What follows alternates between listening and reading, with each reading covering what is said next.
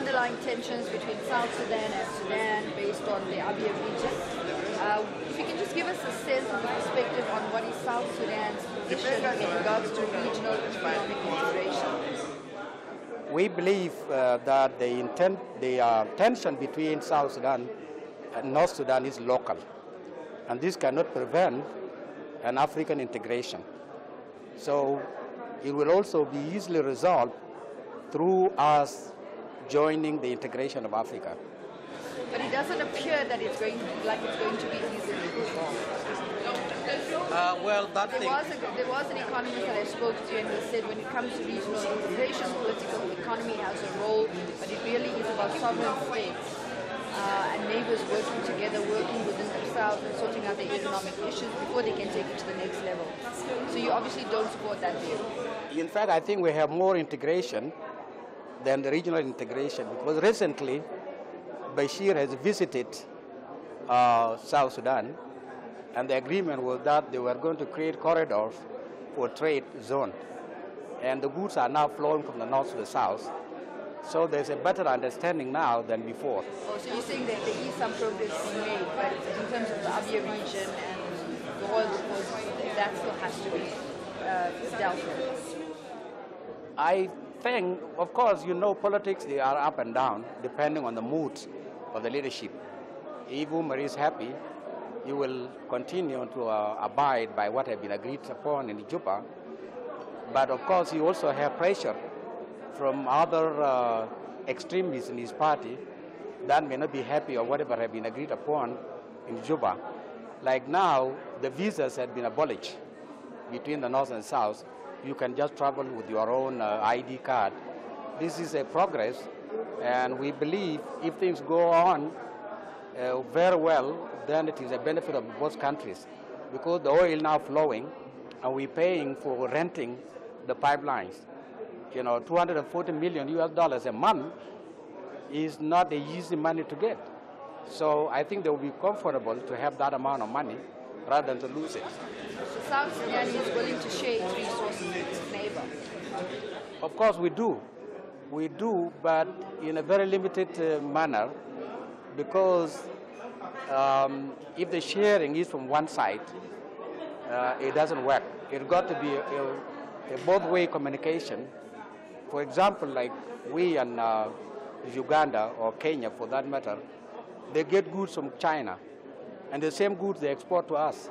So it doesn't add any value at all, because those goods are only consumable goods, and they are not creating any jobs for our people. Instead, we will have to go for a comparative advantage.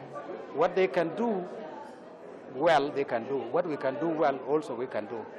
Like Kenya has a very limited agricultural land. South Sudan has got a vast, combined Uganda and Kenya together. So if they think regionally it would be better to have South Sudan producing agricultural goods and they go for light industry, then that would be the best. Okay. From your position and from the ministry's position, what will be the economic benefits that will flow between North and South Sudan in terms of the value chains integration can create between North and South Sudan when it comes to the disputed Abyei region? In fact, we were one country, and most of the goods being produced in the north were actually consumed in the south.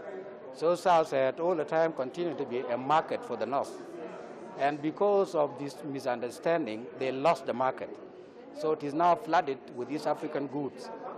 And that's number one. Number two, a number of people also, because of that misunderstanding, the people were moved. They were told that you would be killed by Southerners, so they rushed to go to the north. Now they are coming back in a very large number. There are people working there as teachers, lawyers from the north. Now they have applied, they want to come back to work, which we also agree. The same thing, those people who are working in the north, they are now asked to go back to the north. So it is. What we're actually seeing is political disharmony feeding into economic consequences That's for correct. different markets. That's correct. It comes down to North, they're not being a democratic state. Ours is politics, it's not economic. Economic, we share everything. Like gum Arabic, 49% is being collected from the south, and only 51% from the north. So we share it together. The question would be who will export it? Is it north or south? And since north has already a customer base for this particular item, we may agree that you export it, but we divide, the proceeds on a 49-51 basis. If that is agreeable, then both of us benefit. Of course, some other people will say no. We got registered in our books because we are a different country as we are exporting this particular thing. Because export as a part of economic planning is important because it also affects your balance of payment. So if you are not exporting anything or you are importing, your balance of payment is not good. It doesn't look good. So we'll have to insist to export that little thing on our own. Let me ask you this question. South Sudan is the newest democracy on the continent, the newest and the youngest democracy on the continent.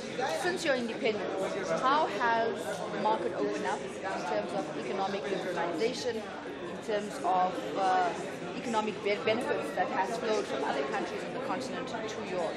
In fact, because of that democracy, now there's a lot of investors coming to the country.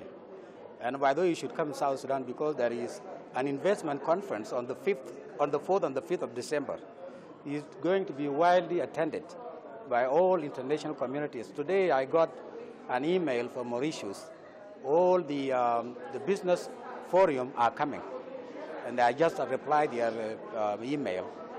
Now, we were having a transitional period from 2005 to 2011. That time was really dictatorship, being dictated in the north.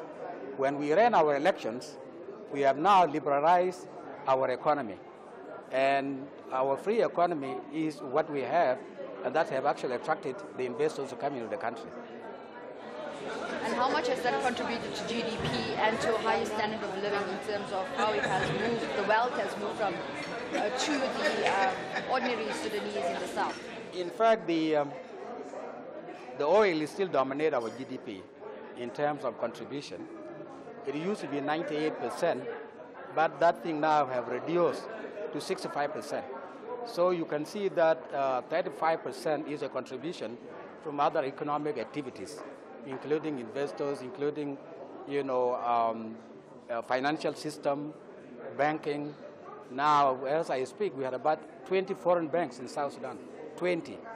You can see how attractive it is. And we don't have a headache of repatriating your profits because we have the dollars. And this is a headache in most of the African countries. You invest there, your money is stuck. You can't, transfer your profit. But in South Sudan, you can easily do it.